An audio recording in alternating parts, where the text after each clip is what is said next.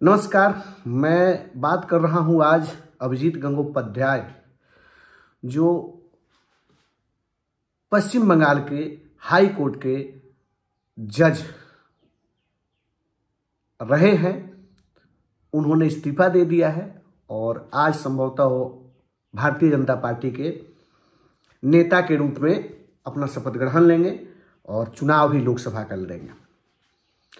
2018 से उनका मामला विवाद में आया। लगभग जो टीएमसी सरकार के खिलाफ लगभग सारे बाउंड्रियों को तोड़ते हुए केंद्रीय जांच एजेंसियों को 14 मामलों में स्वतः ही जांच का जिन्होंने आदेश दिया, यहां तक कि उन्होंने सुप्रीम कोर्ट के आदेशों का भी अवहेलना किया।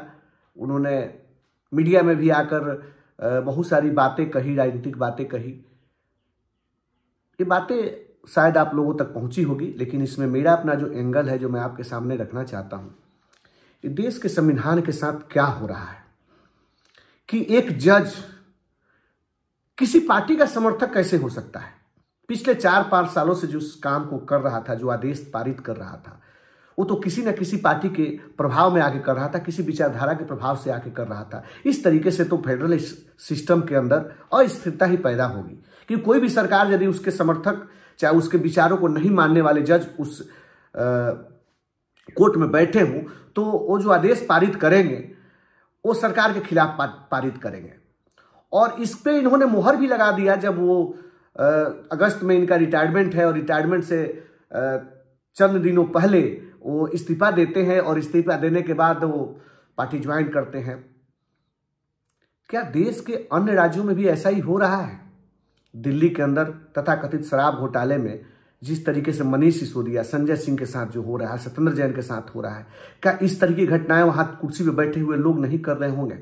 गुजरात के अंदर जब अमित शाह वहां के गृह मंत्री हुआ करते थे, मोदी सरकार के गुजरात में जब वो मुख्यमंत्री थे उनके साथ में, तो वहां के जिस जज ने इनके पक्ष में फैसला सुनाया, उसको आज मलाईदार पद दे दिया गया है।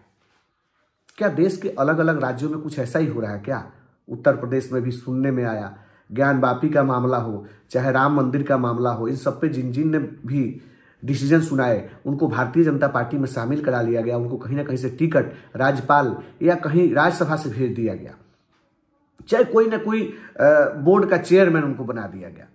ये तो बहुत ही खतरनाक दिशा में जा रहा है लोकतंत्र देश का, कि जिसकी सरकार होती है और उस सरकार के पक्ष में जो भी आईपीएस आईएएस ब्यूरोक्रेट काम करते हैं, उनको बाद में उसी पार्टी में शामिल करा के उनको टिकट दे दिया जाता है।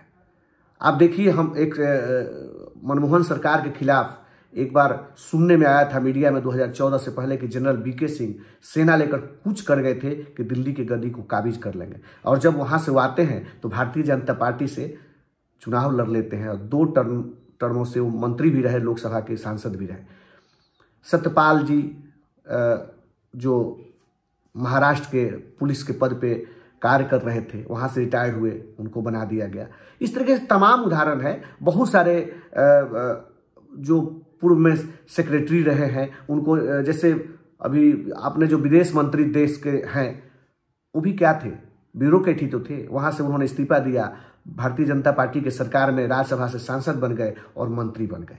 इस तरीके से अगर ब्यूरोक्रेट ही जो सरकार के पक्ष में काम करेंगे और वही सरकार फिर उसको टिकट देके जिता कर उससे काम करवाएगी, तो क्या ये सिद्ध होता है? आम जमीन पर जो काम करने वाले, जनता से रूबरू होने वाले नेता है, धीरे धीरे वो जमीन छोड़ के चले जाएंगे। बिजनेसमैनों को आप चुनाव लड़ाइएगा, बड़े बड़े अधिकारी जो रिटायर हो रहे हैं उसको चुनाव लड़ाइएगा। तो ये जो आम लोग जो राजनीति में जनता के साथ 4 साल तक, 5 साल तक, 10 साल तक, 15 साल तक संघर्ष करते हैं, धीरे धीरे वो काम करने की क्षमता उनकी घटेगी और वो अपना काम छोड़ देंगे। जनता की समस्याओं को कौन सुनेगा? जैसे आपने देखा कि दिल्ली में क्रिकेटर गौतम गंभीर जी को टिकट दिया गया, वो सांसद बन गए, 5 साल सांसद रहे, और उनको जब देखा गया तो टीवी में, स्टूडियो में देखा गया क्रिकेट का कमेंट्री पेश कर रहे हैं या एक्सपर्ट एडवाइस दे रहे हैं। तो सिर्फ यह क्रिकेटरों के लिए नहीं है, फिल्म वालों के लिए नहीं है, बिजनेसमैनों के लिए नहीं है, अब तो मामला यहां तक पहुंच गया कि सुप्रीम कोर्ट और हाई कोर्ट के जज लोग इस्तीफा देके चुनाव लड़ेंगे। देश किस दिशा में जा रहा है, इसको सोचने की जरूरत है। और हम जितने भी यहां भारत के नागरिक हैं उसको सोचने की जरूरत है कि हम जिसको चुनाव में चुन रहे हैं, जिसको हम मत देने जा रहे हैं, वो कौन है। क्या वो जनता के दुख दर्द को समझता है?